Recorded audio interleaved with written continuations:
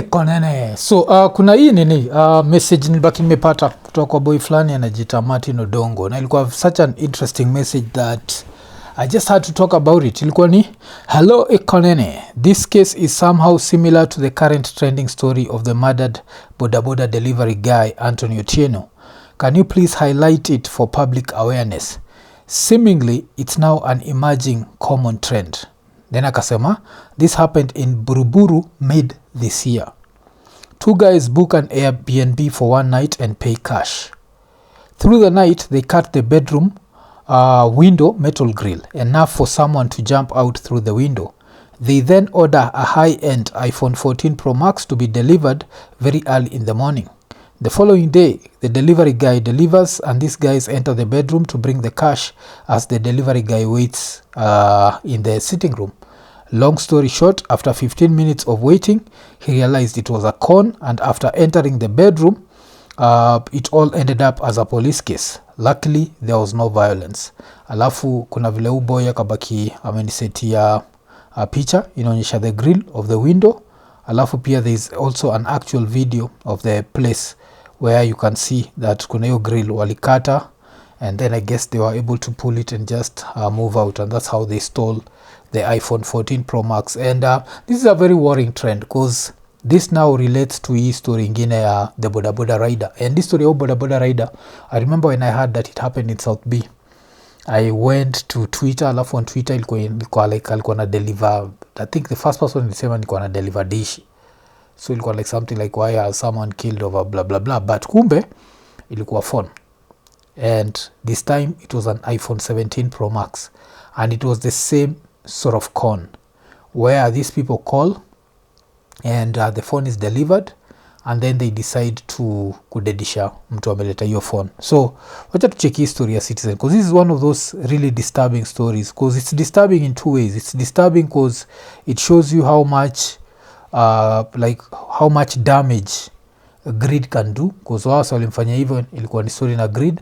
And it also shows you how fickle life is, the fact that you can wake up today, you're super healthy and you're going to do your job. Why? Because you're trying to earn an honest living, and you go to deliver a phone, and that's the last time that you are heard from. Because this reminds me that mimi mwenyewe wagani, I'm someone who believes in these online deliveries. So utanipata mimi ni member wa Jumia, I'm a member of Glovo.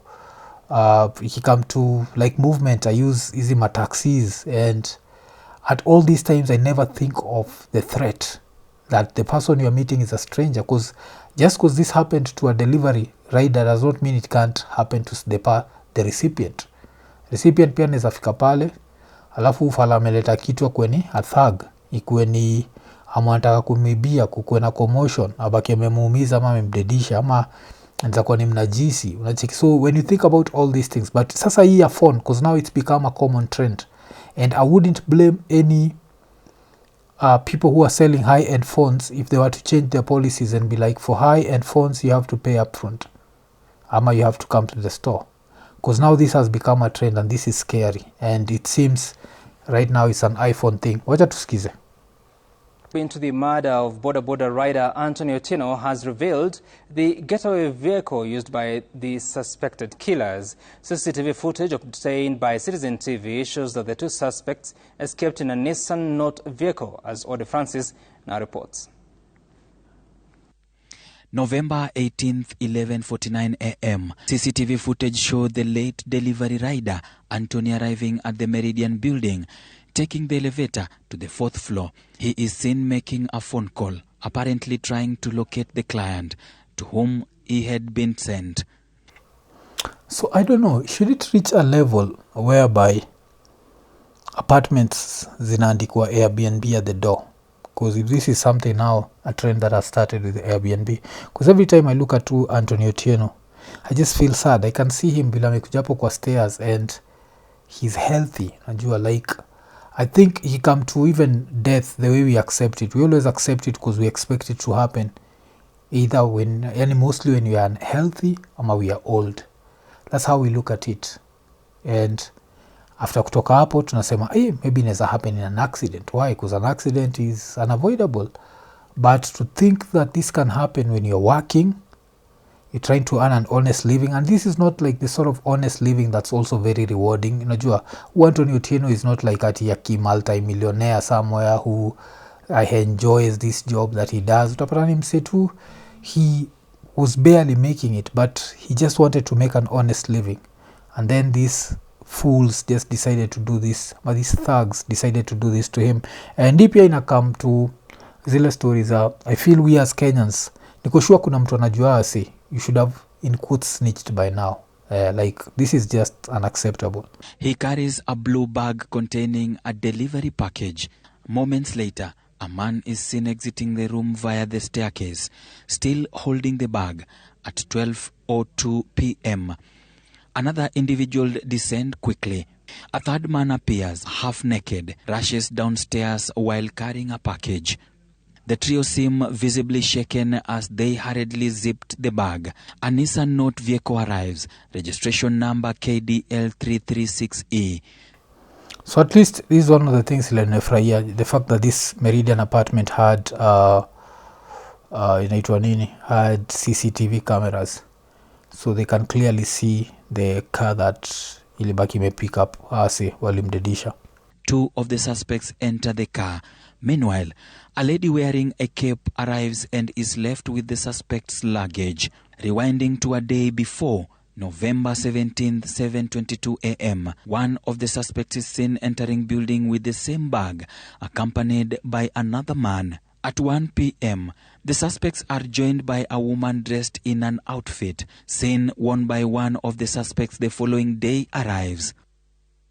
November 17th, 6:46 p.m., the lady is seen again carrying the same bag leaving the building using the elevator to the ground floor. Charity Mudoni Mushoki, the owner of the rental room where the murder occurred, was the first to discover the crime. According to her statement, she received a call from phone number 01085 7701 requesting to rent the room for 1 month. November 18th, the following day, 9:30 a.m., Mushoki received a message from the guest stating they would settle the bill by 4 p.m. Hii ndio kitu sielewi. Like, I think I've had enough of these cases of I'll stay for a month, I'll stay for 2 months that end up being fraudulent, that I feel like kama watu wa Airbnb wanafaa kutreat that as a red flag. I remember hearing a situation whereby ilikuwa ni mother fulani ilikuwa nabonga vile Airbnb ilichukuliwa, alafu akapatiwa some money, alafu the other thing that happens is I think unaandikiwa check, and with this check normally what happens is they oversend the money. So utaandikiwa maybe check ya 250 and you're supposed to be given 150, alafu naambwa like damn, we nipatie this 100,000 in cash and then uende ukashiwe nini, alafu because watu wengi wa reasonigi nikaa watu wa Nairobi, pole kama isi mtu wa Nairobi, hiyo inamaanisha tu watu wa reasonigi nikaa waja, because Nairobi unajuaga it's like just full of thugs. So since it's full of thugs, you always have to think you're getting conned. So in the process what people do is you trust them and you end up paying like extra, unaenda umelipa hiyo do. So mtu yote akiwa kutumia any excess amount of money, just tell them too bad. Kama ni kureverse, pigia Safaricom and tell them you want to reverse partially, let Safaricom call me. Kama ni bank, wewe ngoja nitaenda ni cash mimi nitakupatia. Ukifikiria na kuibia, wewe fikiria na kuibia. And of course these Airbnbs, I want to take an Airbnb for a month. Why? Where are you coming from? You live around Nairobi, why do you want to take an Airbnb for a month? You can hizo pesa za Airbnb pesa za rent nayo keja for 3 months. Why? So kuna hizo, but acha tuendelee. During a routine inspection, she encountered one of the men who insisted she wait until evening. Suspicious, she decided to remain around the building. Mushoki later saw the men leaving with a bag. She confronted them, demanding for the payment. Seized the bag after they failed to pay. She then proceeded to inspect the room. Upon arrival, she found the door locked. After unlocking it, she discovered bloodstains on the floor. Alarmed, she called neighbors. Inside, they found a man's body hidden under the bed. This story, Joe, it's so sad, Joe, because I think the worst thing about this story is right now we can put a face, najua, to the story. So we know there's this Antony Otieno, and we know that it was just a man earning an honest living, and we know that he went to do his work and never went back home. And yeah, that's sad, because even you look at it another way, that even if he'd survived, the how, like, wacha siata situation yake, like let's say 5 boda ama 5 delivery people are attacked, 4 of the owners wa business hawatakubali, hawataamini that those people were attacked ama those people were conned. It's a very okay. His hands and feet were bound with rope and a piece of cloth stuffed in his mouth. The deceased was identified as the delivery agent who had brought the suspects an iPhone 17 Pro Max. Investigations are underway to uncover the identity of the 2 men who rented the room and the circumstances surrounding Antony's death. The detectives are conducting toxicology and CCTV analysis to unravel the identity of the 2 suspects. So far, 3 individuals have been interrogated, including Antony's wife, who sold the phone on WhatsApp, and the room's owner. The phone shop owner is also expected to be questioned. Okay, Antony's wife who sold this Nini on WhatsApp. Like, okay, I understand. You have to talk to everyone. But yeah, so there's this, and it's a new trend. So vile umechekio boy anaitwa nani ameniambia. It's something that we need to talk about. And yes, it's really messed up like that. Now, this is one of the things that we have to be careful. This is Nairobi, and I think with Nairobi, one thing I've come to realize is you have to approach everyone like they are trying to con you, or they are trying to do something that they're not supposed to do. You have to approach it that way. So hiyo ni kitu moja naweza sema, and all I can say is rest in peace to Antony, and hopefully there's going to be justice. But yes, that story was just sad. It's just one of those stories that you don't want to hear. Tukitoka hapo acha tucheki story ingine. Hii story will happen masaids za Uganda. So inaposemekana there's this MP from Uganda who ended up traveling majuu, alienda up ameenda US. So sijui how true this is. I have to put you a disclaimer. I don't know how true this is. So I don't know kama ni place alienda US kitambo alafu akabaki amerudi, or I don't know if it's something that alienda majuzi alafu akabaki amerudi, because the story is alienda US like for 1 week or 2 weeks, and then he came back. After he came back from the US, this is how he talks. District, and I said, Professor, what could be the problem? And he said, my research has found out that the water strips the copper deposits into the water bodies, and it's the same water body that is used as drinking water. Okay, water. Okay, so kitu moja lazima niseme, mimi mseza bonga kijaka, or at least enough kijaka, na mneza bonga other languages, and one thing that I know is if you can speak the other languages, it means you can also speak English in that accent. So me ikibidi neza bonga English in a Luo accent, I can do that. So if you're a Ugandan MP and you're not born and raised in America, because I'm assuming this clown was not born and raised there, because vilana pronounce vitu ha pronounce like an American, is just wanging. Ile kitu naitanga wanging, where you're pulling accent straight out of your whatever your side ya nyuma. I don't understand why he needs to do this. I think tunakuwa na a certain level of inferiority complex that also surprises me. I understand you feeling like you need to, yani I understand, I fully support wewe kama an African ukiwa majuu ukiswitch accent yako ndo ueleweke. That makes 100% sense. But as soon as you come home, really, najua, like, you're home. You can do whatever you want, and you choose to fake it hivi. Wacha tuendelee. Mr. Speaker, I think this is a disaster that could cause an extinction of an entire community. As a matter of emergency. Point of procedure.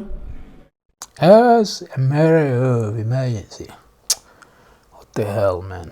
tunakuwaga na inferiority complex ingine jo. But sasa now it gets funny. Sikizeni vile kaliendelea jo. Thank you very much, Mr. Speaker. Mr. Speaker, the matter that Honorable Atkins is raising is a crucial health matter in Uganda, not just Kasese. I am raising on a matter of procedure, Mr. Speaker, requesting you, whether it is not procedurally right, that Mr. Atkins, Honorable Atkins, perhaps him or the minister brings us a paper here in the House so that it is debated, articulated, so that we have a clear message to the people of Uganda. Skeyo, so that we have a clear message for the people of Uganda. So hii time ni ule mother ni kama ana spa. Najua narusha hivi. Because she's just about to throw that knockout punch. So wacha tucheki kwa nini. So you can hear she's saying that, and I feel like everything that Atkins dude talked about needs to be put in writing so that they can understand like what's going on. So wacha tusikize. Because the English that is trying to put this matter here is confusing a number of us and making us miss a very serious issue that is affecting very many people, even in the countryside. I am straining myself to understand him, and yet he's saying a very serious issue. And Mr. Speaker, next time Mr. Atkins is supposed to present, he needs to speak the common English of Uganda. We are tired of this, you know. Naelewa jo, we are tired jo. Raya inaongea sijui aje. Naweza taka kujua history ya hiyo raya. Like, why do you feel like you need to speak like that? Why? Atkins Katusabe. Like unakuja hapo unaanza kuongea sijui aje.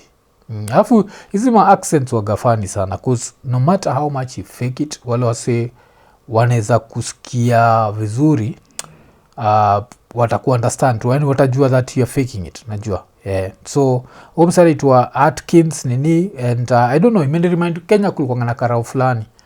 I don't know where he went, but karao alikuwa na weng.